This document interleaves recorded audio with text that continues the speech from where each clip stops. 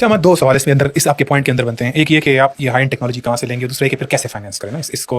पहला सवाल ये कि अभी भी हम इसी फ्रेमवर्क के अंदर, उन्हीं बेड़ियों के अंदर, उन्हीं डरबों के अंदर रहकर अपनी थिंकिंग का हल निकाल रहे हैं।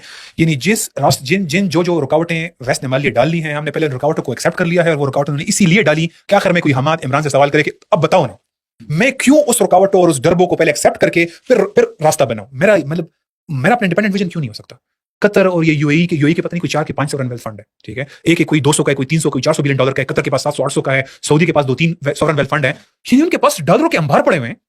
मैं फिर रहा हूं आईएमएफ से जी 6 इस दफा हम लार्जर और लॉन्ग टर्म फंड 6 अरब डॉलर का 8 अरब डॉलर का हम उनसे एक फंड मांगेंगे ओवर द ईयर, मुझे 1.2 1.4 1.5 बिलियन डॉलर मुझे देंगे। मैं इसके पीछे क्यों मर रहा हूं भाई? ये अपने मुल्क है हमारे, ये हमारे अपने रिसोर्सेज हैं, ये हमारी अपनी चीजें हैं, हम क्यों नहीं कर सकते?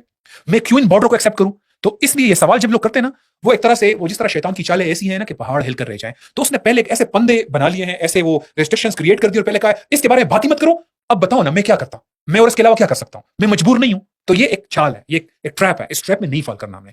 पहली बात, मुस्लिम कंट्रीज के पास इनफ सॉवरेन वेल्थ फंड है टू इन्वेस्ट, ठीक है। ये सारा एसआईएसी इसी के लिए है। आपका ऑब्स्टिकल ये नहीं है कि ये फंड यहां आ नहीं सकता है, बाकी मुस्लिम कंट्रीज में जा नहीं सकता। आपका फंड मोहम्मद बिन सलमान है, आपका मसला शाह अब्दुल्ला है, आपका मसला राशिद अल मखदूम और ये शेख नायान है, ये आपका मसला है। ये चंद लोग हैं, छोटा सा टोला है, और ये टोला पाकिस्तान में बैठा हुआ है। ये हसीना वाजिद का टोला है। ये एक पॉलिटिकल प्रॉब्लम है, ये इकोनॉमिक प्रॉब्लम नहीं है। ये पॉलिटिकल प्रॉब्लम है कि इन लोगों ने अमेरिका के कहने पे, ब्रिटेन के कहने पे आपके ऊपर कंडीशन लगाई, और वो जब इशारा करेंगे तो ये आपको आपकी स्टेट बैंक में 1 या 2 अरब डॉलर रखकर आपको कहेंगे इस्तेमाल मत करें, लेकिन चलें आपको थोड़ा सा स्टेबलाइज कर लेते हैं कि यार पूरा मुल्क अगर कोलैप्स कर जाएगा तो वो नो एस्केप फ्रॉम पाकिस्तान वाला जो कहानी है कि यार फिर एक 6-7 लाख की फौज जो है न्यूक्लियर वेपन से लेस पूरी दुनिया को डिस्टेबलाइज कर सकती है। तो इधर तक नहीं ले जाना, बाकी इनको कोई बस इतनी रोटी देनी है कि ये मुश्किल इनका बस जिंदा रह सके ना। हम उस ट्रैप को नहीं एक्सेप्ट करते। पाकिस्तान के अंदर इस वक्त 70 to 80% डिफरेंट एस्टिमेट्स हैं, डिफरेंट स्टडीज हैं। पैसा प्लाटों के अंदर पार्क हुआ हुआ है, प्लाट्स के अंदर। क्यों भाई? क्योंकि आपका लीगल इंफ्रास्ट्रक्चर नहीं है, आपका इकोनॉमिक इंफ्रास्ट्रक्चर, ट्रेड इंफ्रास्ट्रक्चर मजबूत नहीं है। यहां शरीक काजी हो, जो बंदा पैसा दबाए, पार्टनरशिप में चीट करे, आपके पैसे खाए, उसको उसी वक्त सजा मिले। कैसे नहीं चलेगा? पाकिस्तान में हर बंदा ट्रेड में इन्वेस्ट करेगा।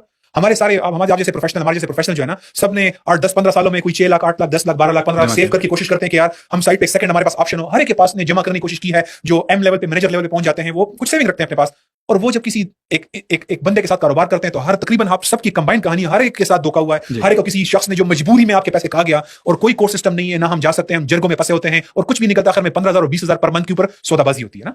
There is no system, there are no policies, there are no regulation. ये सारा पैसा इन्वेस्ट हो सकता है, सरकार इन्वेस्ट करेगी, प्राइवेट सेक्टर इन्वेस्ट करेगा। आप इसके लिए आपका गवर्नेंस सिस्टम बेकार है, तो इसका मसला ये तो आपका मसला है ना।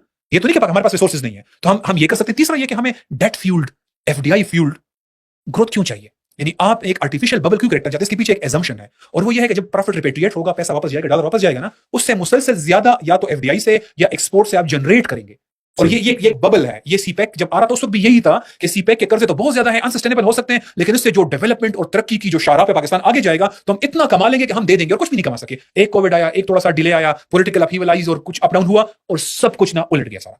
आप एक सस्टेनेबल बेसिस पे अपनी तरक्की करते हैं। जिस सेक्टर में मुझे इन्वेस्टमेंट की जरूरत होगी, हमने प्रायोरिटाइज करना है कि हमें अपनी नेशनल सॉवरेनिटी के लिए, सिक्योरिटी के लिए, अपने लोगों की बेसिक नीड के लिए कहां इन्वेस्ट करना है। मैंने वो कंज्यूमर इकोनॉमी नहीं क्रिएट करनी कि मैंने कल 32 इंच का मैंने एलसीडी लगाया था, अब मैं 55 का लगाता हूं, अब मैं 88 इंच का लगाता हूं, अब मैं 120 इंच का स्मार्ट टीवी लगाता हूं। आप एक यानी अनसस्टेनेबल किस्म की कंज्यूमर इकोनॉमी क्यों क्रिएट कर रहे हैं उनको अमीर करने के लिए? और वो भी वो एक टेक्नोलॉजी बिल्ड करके इसको 5 सीक्वेंस में लॉन्च करते ताकि 5 दफा आपसे कमाएं। आप क्यों उस सिस्टम पे जाना चाहते हैं? और उस डेट को फिर हम आखिर में 52% ऑफ बजट जो है ना, उस डेट को पे करने के लिए कर रहे हैं। हम एक आर्टिफिशियली फिस्कल इतना बड़ा डेफिसिट क्रिएट किया हुआ है कि उसको फंड करने के लिए जो कर्ज दिया है, हमारे 100 रुपए तनख्वाह में 52 रुपए हम अब जनाब उनको